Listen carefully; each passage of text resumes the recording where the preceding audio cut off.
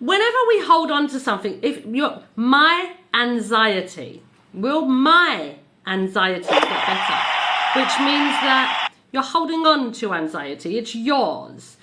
It's like your hand is yours. That's how you've claimed the anxiety. My anxiety. It's not yours.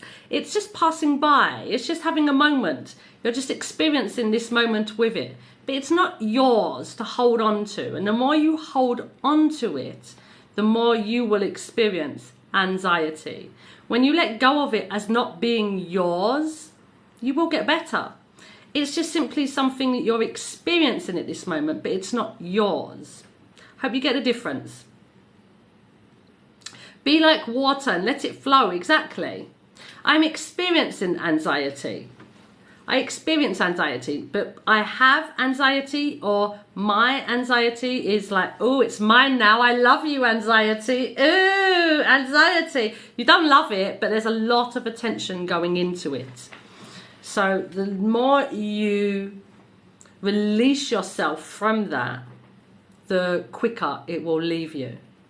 And then we have the Tracia monkey. Time outs.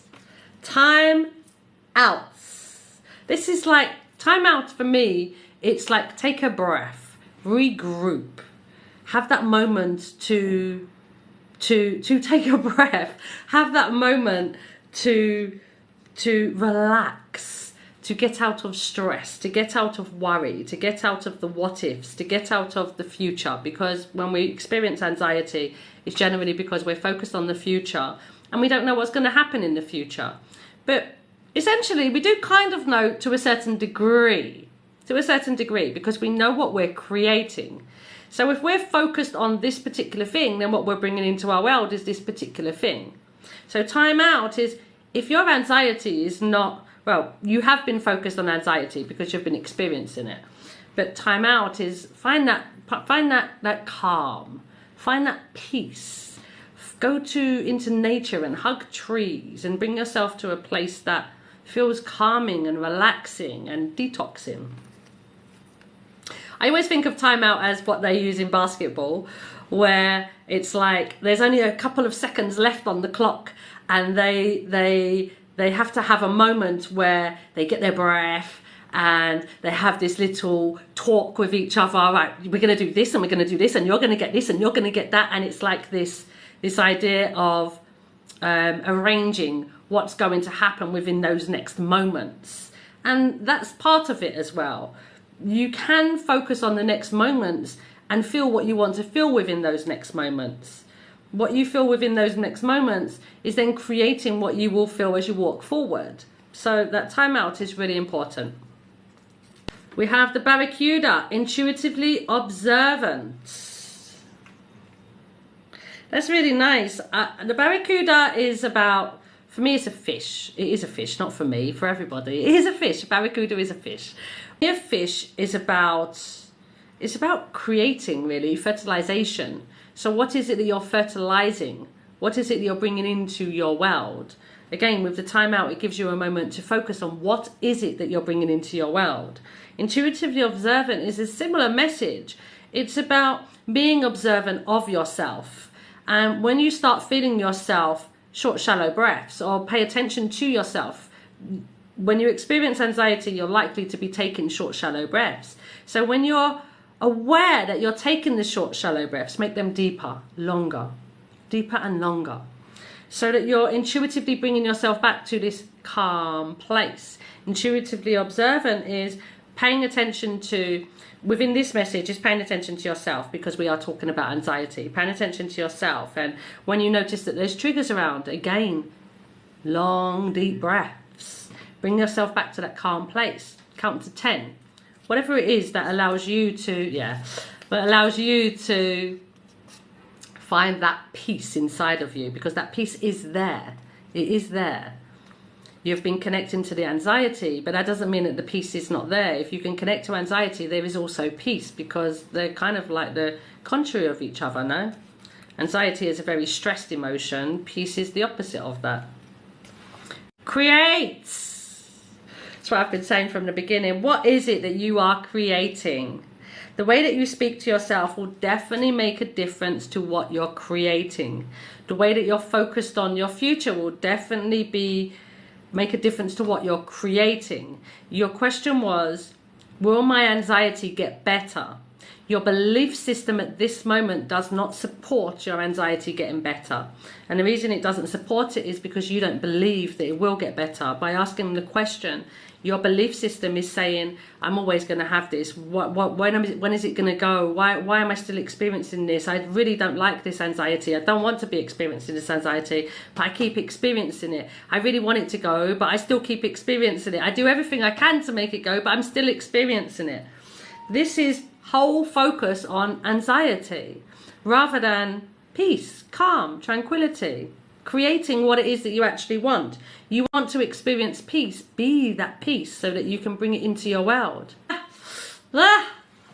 We have detox time. I already explained that one with the D. When I looked at that D, that's what it told me, detox time. We have Gemma, cats. This one comes out so often and I'm like, what are you about? I'm going to come back to that one. You got creative. And you also have the colour orange, creates. And I'm wearing orange today. You got creative and create. The answer that's coming to me for the cat, which is really interesting. You know, cats, they're very independent animals, but they also require affection. Like, I go to the beach, there's a million cats in Kuwait. It's full of cats, stray cats, full of them. And as much as they're stray and they run away from you, so many of them come to me and start rubbing themselves on my legs, or they come and sit down on my lap. And they want to like have a little stroke behind their ears, or a little. They like the affection. So as much as they're very independent beings, they're also very affectionate. So I feel that this is offering yourself affection, offering yourself love, offering yourself validation, offering yourself that comfort, like self-hugs that make you feel really good. Yeah, that's the way I'm interpreting this. That's the way it feels like to me. And this is just to bring awareness to the words that you use, okay? I will work on this. I will work on this. It's like, I have to do this.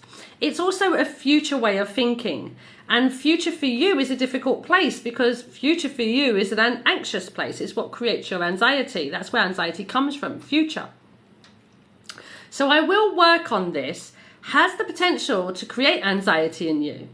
I will work on this is not this moment. It's not the present moment. It's something that you will bring forward, but not necessarily, because will is like, I will go to the shop. Does that mean that you ever get to the shop? It doesn't. I will go on this holiday to this place. Does that mean that you ever go on that holiday? It doesn't. So I will is something that we want to bring into our worlds, but it's not necessarily something definite that we do bring into our worlds. So I would say, instead of saying that I will, it's very true what you are saying. I'm working on this. I know it's not necessarily something that you believe you have worked on, but that doesn't mean that you haven't worked on it. And also, it's saying that this is what you are doing now. From this moment forward, you're working on it. Not I will work on it, that it becomes something for your future, but I am working on this. It means that it's something from this moment, at the very minimum, you are going to put energy into. Whether it's not something that you have to no longer think about putting energy into, because you are putting energy into it at this moment. Do you get me? I need to work on comfort.